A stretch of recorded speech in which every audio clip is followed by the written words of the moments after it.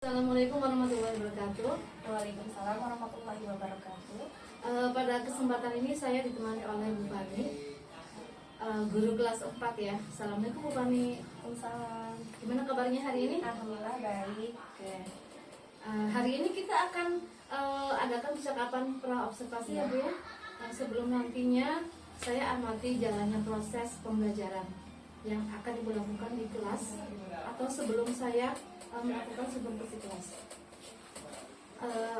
Adapun tujuan dari supervisi adalah untuk mengetahui dan mengevaluasi jalannya pembelajaran yang Ibu lakukan dan kenapa kita hari ini melakukan percakapan pra-observasi.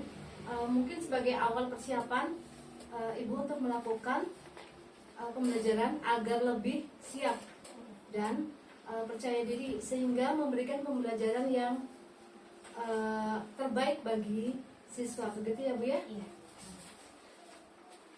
Terkait dengan pembelajaran ada beberapa pertanyaan Bu yang ingin saya sampaikan kepada Ibu yang berkaitan dengan tujuan pembelajaran. Kira-kira apa tujuan pembelajaran yang ingin Ibu capai? Ya. Tujuan pembelajaran yang ingin saya capai di kelas 4 yaitu mengidentifikasi proses perubahan wujud zat akibat pelepasan dan penyerapan kalor dalam kehidupan sehari-hari. Ya Bu, jadi nanti anak itu nanti mengetahui ya Bu ya, Iya. bagaimana wujud zat, bagaimana nanti dapat mempraktekannya ya Bu ya. Nah, pertanyaan yang kedua Bu, bagaimana dengan area pengembangan yang ingin Ibu capai, atau Ibu observasi? Ya. Yang ingin saya observasi itu di pengetahuannya, kognitif, dan keterampilan siswanya. Ya. Jadi yang ingin Ibu kembangkan yaitu di aspek kognitif dan keterampilan tadi ya. Nah, yang ketiga ya Bu ya, pertanyaan yang ketiga, saya ingin mendengarkan dari Ibu bagaimana rancangan pembelajaran yang ingin Ibu terapkan di dalam kelas, misalnya menjelaskan strateginya, modelnya, atau metodenya. Pertama ada strategi pembelajaran, yaitu strategi yang saya ambil ada pembelajaran berdiferensiasi berdasarkan kesiapan belajar siswa yang diintegrasikan pembelajaran sosial emosional, kemudian nanti akan dibagi menjadi beberapa kelompok, yaitu ada audio visual, visual, dan kinestetik. Nah, terus ada model pembelajaran yang saya gunakan yaitu PBL, berbasis masalah. Lalu ada metode pembelajarannya yaitu diskusi kelompok, tanya jawab, dan juga penugasan. Ya. Terus masalah medianya Bu, apa yang ingin Ibu untuk media pembelajarannya apa saja yang akan Ibu? Nah, untuk media pembelajarannya itu ada LKPD, PowerPoint, dan laptop. Nah, di sini kan mengenai wujud zat ya Bu. Nah, nanti di sini anak praktek wujud zat benda padat, benda cair, dan gas. Iya. Untuk benda-benda padat itu biasanya Ibu menggunakan apa? Benda padat itu nanti ada batu ya yang ada di sekeliling sekolah aja. Iya. Untuk yang benda cair Bu? Benda cair juga sama, kan ada air, bisa air, menggunakan air. Iya. Kalau gasnya nanti saya menggunakan balon dan botol aqua. Baik Bu, mungkin itu saja ya Bu yang dapat kita observasi. Nanti setelah Ibu mengajar di kelas atau saya observasi di kelas, nah nanti setelah itu ada pasca observasi Bu. Ya. Bu, terima kasih ya atas waktunya Ibu. Mudah-mudahan nanti pembelajarannya berjalan dengan lancar ya Bu ya. Assalamualaikum warahmatullahi wabarakatuh. Waalaikumsalam warahmatullahi wabarakatuh. Assalamualaikum.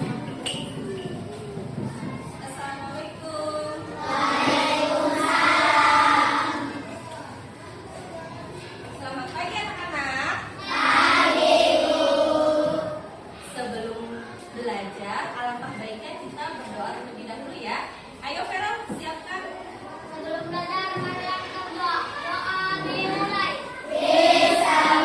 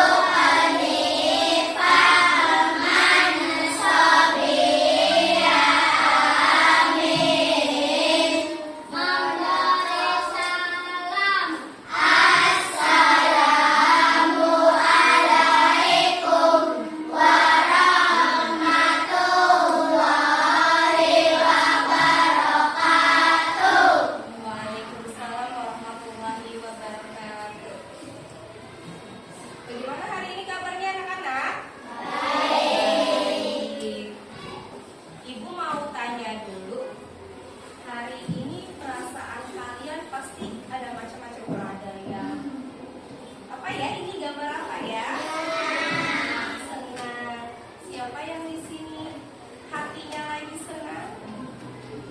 Gak ada yang lagi senang? Tidak ada. Lagi marah? Tidak. Siapa yang lagi marah? Apakah habis berantem sama adiknya? Tidak. Tidak. Apakah lagi sedih? Iya. Sedih kenapa? Sedih kenapa? Kenapa Tesya hari ini sedih? Kenapa? Lagi habis berantem sama adiknya? Iya, kenapa? Ya, kita nggak boleh sedih ya. Masih pagi harus semangat. Semangat. Kenapa sih kita harus semangat? Biar belajarnya fokus. Ya. Nah, ada yang merasa takut tidak? Tidak. Hari ini cuma lagi sedih aja. Nah, biar nggak sedih, semuanya berdiri dulu ya.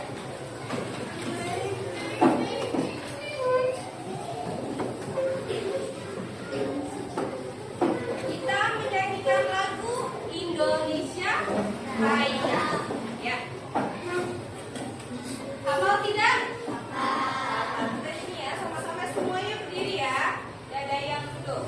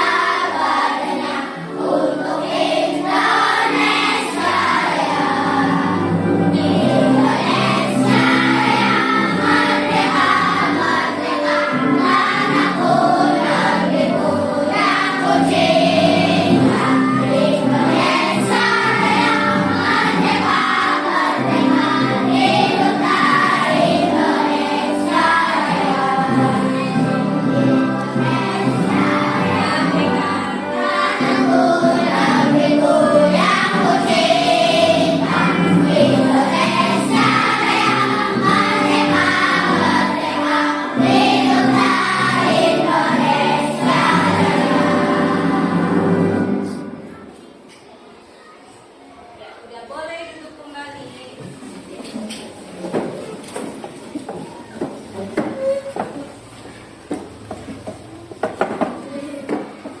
Kenapa sih tadi sebelum pembelajaran dimulai kita menyanyikan lagu Indonesia Raya dulu? Ada yang tahu tidak? Karena apa? Karena untuk menumbuhkan rasa cinta kita terhadap Indonesia, tanah air kita. Ya, terhadap tanah air kita dan menumbuhkan rasa nasionalisme. Ya, itu. Nah, hari ini siapa yang tidak berangkat? Dafa. Kemana Dafa? Kemana?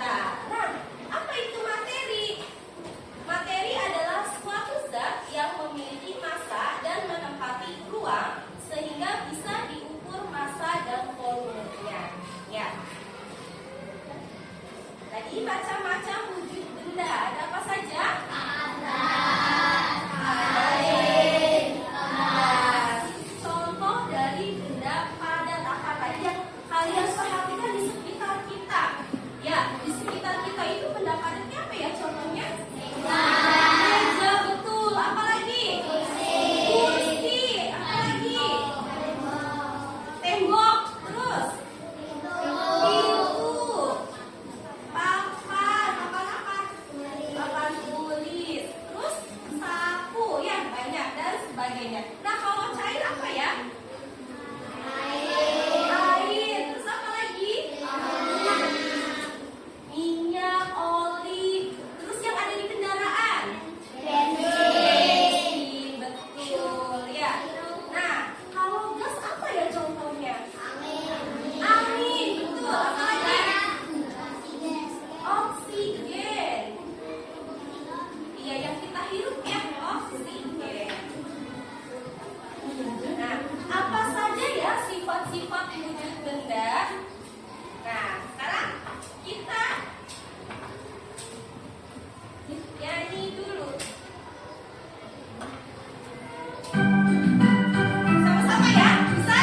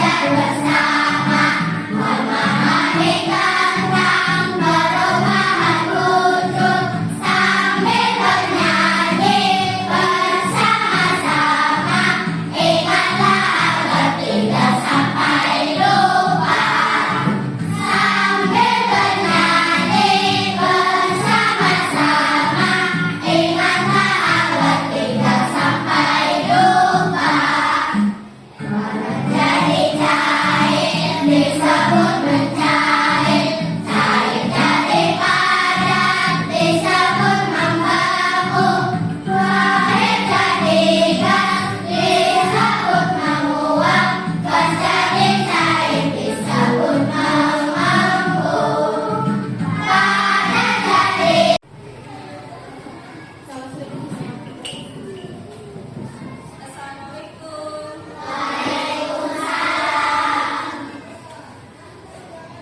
Selamat pagi anak-anak. Sebelum belajar, alangkah baiknya kita berdoa terlebih dahulu ya. Kalian sudah tahu apa saja sih Contohnya ya, tadi kan kalian tahu membekut, mengkristal, ya, mencair, membeku. Nah, Kita setiap perhatikan benda tersebut contohnya. memiliki sifat yang berbeda-beda. Kalau berdasarkan unitnya, benda bisa dikelompokkan menjadi tiga, yakni benda padat, benda cair, dan juga benda gas. Kita bahas sifat-sifat benda padat, benda cair, dan benda gas tersebut yuk. Kita perhatikan ya Sebelum kita sifat-sifatnya dan mulai belajar, contohnya jangan apa lupa saja. makan dan mengontrolnya ya. Benda padat. Sifat-sifat benda padat adalah bentuknya tetap, dapat diubah bentuknya dengan menggunakan cara tertentu, dan juga mempunyai massa. Contoh benda padat diantaranya adalah batu, besi, dan kayu. Benda cair. Sifat-sifat benda cair adalah bentuknya dapat berubah mengikuti wadahnya, menempati ruang, mempunyai massa, permukaan benda cair yang tenang akan selalu datar, mengalir ke tempat yang lebih rendah, dapat meneruskan suatu zat tertentu. Contoh benda cair antara lain adalah air dan minyak. Benda gas. Sifat-sifat benda gas adalah nggak bisa dilihat tapi bisa dirasakan. Bentuknya bisa berubah sesuai dengan ruang yang tempatnya, menempati ruang, mempunyai massa, dan bahkan ke segala arah. Contoh dari benda gas adalah asap. Nah, itulah sifat-sifat benda, baik benda padat, cair, dan gas. Sekarang kita mengenal berbagai benda yuk. Dalam kehidupan sehari-hari, kita akan melihat proses perubahan unit benda dan contohnya yang ada di sekitar kita. Contohnya ya, Perubahan unit perhatikan ya. benda atau perubahan yang terjadi pada suatu benda dengan bentuk berbeda. Peristiwa perubahan bentuk tersebut termasuk benda padat, cair, dan gas. Peristiwa tersebut bisa terjadi karena benda menerima atau melepas hawa. Biasanya ini terjadi akibat tindakan seperti pemanasan, pendinginan, dan pengemburan. Apa saja perubahan bentuk benda yang contoh di sekitar kita ya? Satu, membeku. Ya, benda cair bisa berubah wujud menjadi padat. Dalam hal ini, jika benda cair didinginkan hingga jadi pembekunya, maka akan berwujud menjadi benda padat. Contoh benda padat adalah air yang dimasukkan ke dalam freezer dalam bentuk menjadi es batu. Dua, mencair. Mencair adalah kebalikan dari membeku. Mencair adalah perubahan wujud dari padat menjadi cair. Benda padat bisa mencair saat dipanaskan dengan suhu tinggi hingga benda tersebut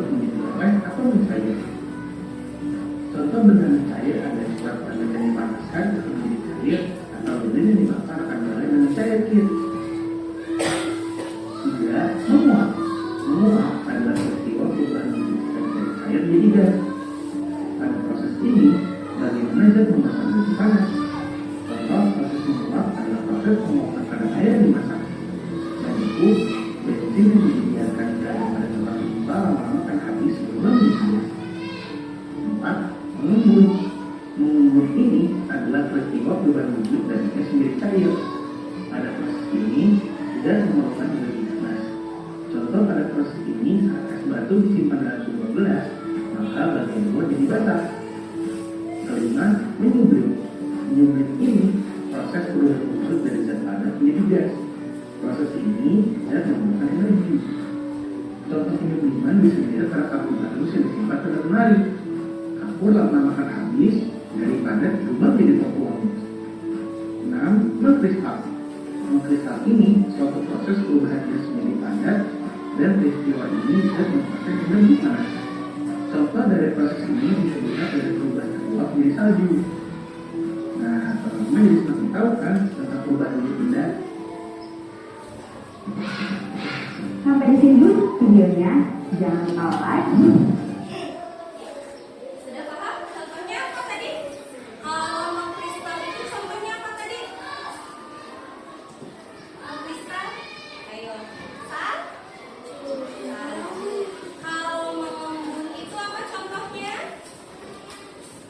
Kalian pernah lihat kalau jalan-jalan pagi nih di rumput-rumput ada airnya dari daunnya? Ya, itu namanya embun. Ya, terus apalagi menyublim. Contohnya apa? Ayo, menyublim. Contohnya apa? Ada yang tahu? Apa contoh menyublim? Contohnya apa? Apa?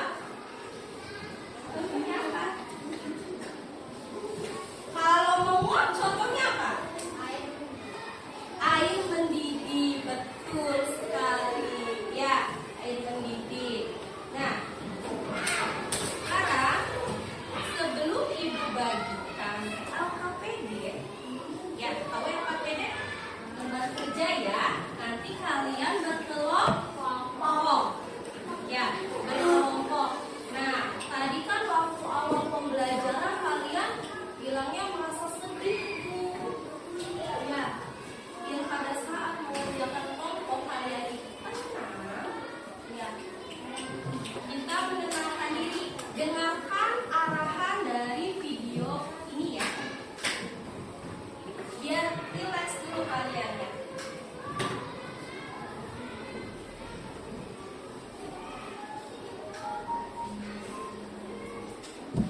Yang ringan siap nggak? Siap ya? Ikutin arahannya. Mari kita stop sejenak dari kegiatan apapun yang dilakukan saat ini. Mari istirahatkan sejenak fisik dan mental selama kurang lebih 3 menit saja. Sebelum mulai, silakan Anda duduk senyaman mungkin. Duduknya senyaman mungkin. Anda bisa Bagaimana bergeser enaknya posisi tempat nyamannya, duduk posisi agar nyamannya seperti menjadi lebih apa? nyaman. Bagaimana posisi Setelah nyamannya? untuk duduk Ayo, tidak duduknya. membungkuk, tetap tegak, tetapi kedua bahu rileks. Relax. Mari rasakan kursi yang menopang tubuh Anda. Boleh sambil senderan. Relax. Rasakan kedua telapak kaki bertumpu pada lantai. Rasakan apa yang membuat kalian sedih? Ya. Letakkan tangan pada pangkuan atau di atas meja. Assalamualaikum warahmatullahi wabarakatuh. Waalaikumsalam warahmatullahi wabarakatuh. Bertemu kembali bersama saya Endrawati, calon guru penggerak angkatan 11 dari SDN 1 Kalibuntu, Kabupaten Cirebon. Saya masih ditemani oleh Ibu Fani, guru kelas 4 sebagai guru yang telah observasi pada kegiatan supervisi akademik. Assalamualaikum Bu Fani. Bagaimana kabarnya hari ini? Alhamdulillah baik. Oke, tujuan dari kegiatan pasca observasi ini yaitu merefleksikan hasil pembelajaran yang kemarin. Baik di percakapan pasca observasi ini, saya akan memberikan pertanyaan kepada Ibu Fani terkait dengan jalannya proses observasi kelas yang sudah Ibu Fani lakukan dan tujuan untuk mengevaluasi sejauh mana proses pembelajaran yang sudah dilakukan, ya. Tadi Ibu sudah melakukan pembelajaran dari mulai pendahuluan Ibu ya, menanyakan kabar, memberi semangat kepada siswa ya Bu ya, menanyakan kenapa belum belajar, kenapa sebelum belajar kita harus menyanyikan lagu Indonesia Raya, gitu. Persepsi, terus menyampaikan tujuan, menanyakan pertanyaan pemantik, menggunakan media pembelajaran yang menyenangkan, menggunakan teknik stop, dan juga selain itu Bu Fani juga menggunakan media atau alat yang akan dipraktekkan. Berdiskusi berarti mengajak siswa untuk kemampuan berelasi. Nah, baik Ibu, untuk pertanyaan yang pertama ya Bu ya, bagaimana nih Bu perasaan Ibu terkait dengan jalannya proses observasi kelas yang sudah berlangsung? Awalnya saya merasa ragu ya Bu, tegang gitu, karena belum terbiasa mengajari observasi. Tapi alhamdulillah setelah dipraktekkan langsung berjalan dengan baik. Baik Ibu, bisa diceritakan kembali Bu area pengembangan apa yang Ibu lakukan di dalam kelas, kemudian langkah-langkah apa atau tahapan apa yang sudah Ibu lakukan di kelas? Untuk area pengembangan itu ada 2 ya Bu, di pengetahuan dan keterampilan. Iya. Untuk di pengetahuan, saya memberikan pengetahuan tentang wujud zat dan perubahannya. Kalau untuk di keterampilannya, siswa membuat atau mempraktekkan mengenai wujud zat dan perubahannya. Iya, jadi di area pengembangan Ibu menekankan siswa itu untuk mengetahui bagaimana sih cara wujud zat itu berubah gitu ya Bu ya. Dan untuk area keterampilannya itu siswa langsung mempraktekkan ya agar siswa itu lebih tahu dan lebih memahaminya.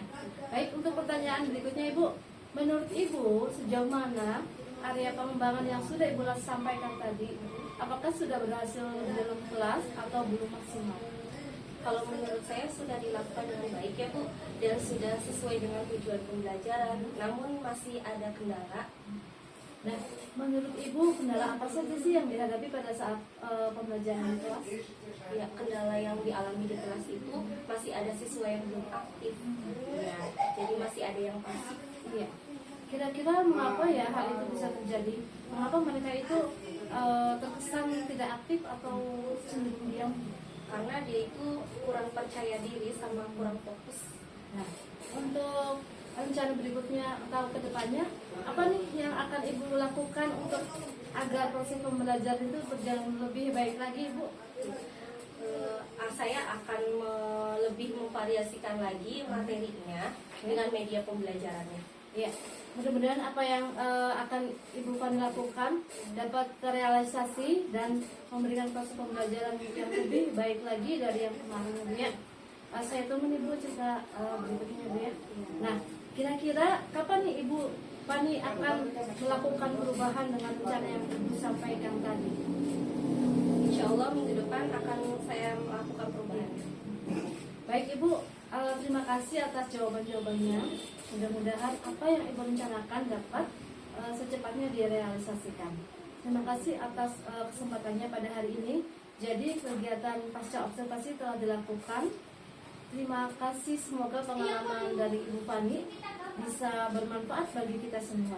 Saya akhiri, wabillahi taufiq wal hidayah. Wassalamualaikum warahmatullahi wabarakatuh. Waalaikumsalam warahmatullahi wabarakatuh.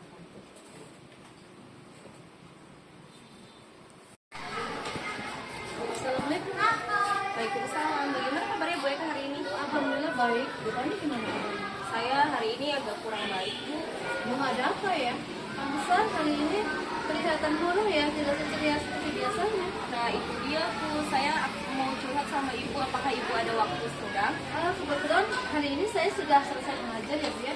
Jadi insya Allah saya bisa gitu. Kalau Bu Eka ada waktu senggang, saya ingin curhat Bu. Nah kebetulan anak kelas 4 itu sedang ada pelajaran agama, jadi ada waktu kosong. Nah tapi saya membutuhkan waktu lama Bu. Gak apa-apa Bu, enggak. Bagaimana kalau kita ngobrolnya di kampus aja ya Bu ya? Wah ide yang bagus tuh Bu. Oke. Jadi apa nih yang bisa saya bantu? Jadi begini Bu, saya itu bingung rasakan sekarang? Jadi gini Bu, minggu depan itu kan anak-anak sudah mulai penilaian akhir semester. Nah, sedangkan di kelas 4 itu ada salah satu siswa yang jarang masuk sekolah, namanya Dava. Nah, saya khawatir kalau Dava ini ketinggalan pelajaran. Jadi menurut Ibu untuk hari ini tuh tujuan kita tuh untuk apa ya Bu ya? Nah, oleh karena itu saya ingin curhat sama Bu MK, ingin mencari solusi dari permasalahan saya tersebut. Mudah-mudahan pertemuan hari ini bisa mendapatkan solusi terbaik ya Bu ya, agar permasalahan yang Ibu hadapi dapat diselesaikan.